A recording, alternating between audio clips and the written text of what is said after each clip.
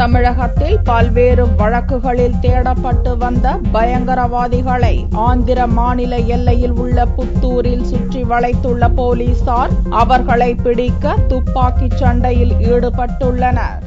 தமிழகத்தில் சேலத்தில் நடந்த ஆடிட்டர் ரமேஷ் கொலை, வேலூரில் இந்து முன்னணி பிரமுகர் வெள்ளையன் கொலை, மதுரையில் அத்வானி ரத யாத்திரையில் குண்டு வைக்க முயற்சி உள்ளிட்ட பல்வேறு பயங்கரவாத செயல்களில் ஈடுபட்டு வந்தவர்களை தமிழக போலீசார் தேடி வந்தனர். இவ்வழக்குகளில் தொடர்புடையவர்களாக கருதப்படும் போலீஸ் பக்ருதீன், பன்னா இஸ்மாயில், பிலால் மாலிக், அபுபக்கர் சித்திக் ஆகியோர் பற்றி துப்பு கொடுப்பவர்களுக்கு தமிழக போலீஸ் தரப்பில் 20 லட்சம் ரூபாய் பரிசு அறிவிக்கப்பட்டிருந்தது. இந்நிலையில் வடசென்னையில் வெள்ளியன்று மாலை போலீஸ் பக்ருதீனை தமிழக போலீசார் அதிரடியாக மடக்கி பிடித்து கைது செய்தனர். அவனிடம் நடத்தப்பட்ட விசாரணையில் அவனது கூட்டாளிகள் ஆந்திர மாநிலம் புத்தூரில் கடந்த 2 மாதங்களுக்கு முன் வீடு எடுத்து தங்கியிருப்பது தெரியவந்தது.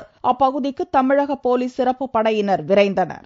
முஸ்லிம் மக்கள் அதிகம் வசிக்கும் அப்பகுதியை தமிழக போலீசாருடன் ஆந்திர போலீசாரும் மத்திய அரசின் ஆக்டோபஸ் சிறப்பு படையினரும் அப்பகுதியை முற்றுகையிட்டனர். பயங்கரவாதிகள் தங்கியிருப்பதாக சந்தேகிக்கப்படும் வீடுகளில் தமிழக போலீசார் தேடுதல் வேட்டையை துவக்கினர். ஒரு வீட்டுக்குள் சென்ற தமிழக போலீஸ் இன்ஸ்பெக்டர் திரும்பாத நிலையில் இன்னொரு வீட்டுக்குள் இருந்து போலீசாரை நோக்கி பயங்கரவாதிகள் துப்பாக்கியால் சுட்டனர். இதையடுத்து அப்பகுதியில் இருந்த மக்களை வெளியேற்றிய போலீசார் பயங்கரவாதிகளை திருப்பி தாக்கினர். சனிக்கிழமை அதிகாலை 4 மணிக்கு துவங்கிய இந்த துப்பாக்கிச் சண்டை பிற்பகலிலும் நீடித்தது. இதில் தமிழக போலீஸ் படையைச் சேர்ந்த ஒருவர் துப்பாக்கி குண்டு காயமடைந்து அங்கிருந்து அப்புறப்படுத்தப்பட்டார். தொடர்ந்து அப்பகுதியில் துப்பாக்கிச் சண்டை நடந்து வரும் நிலையில் பயங்கரவாதிகள் பதுங்கியுள்ள வீட்டில் மயக்க மருந்து செலுத்தி அங்கிருப்பவர்களை பிடிக்க போலீசார் திட்டமிட்டுள்ளனர். பயங்கரவாதிகளுடன் மேலும் சில குடும்பத்தினர் அந்த வீட்டுக்குள் இருப்பதாக கிடைத்துள்ள தகவலை அடுத்து மற்றவர்களின் உயிருக்கு ஆபத்து ஏற்படாத வகையில்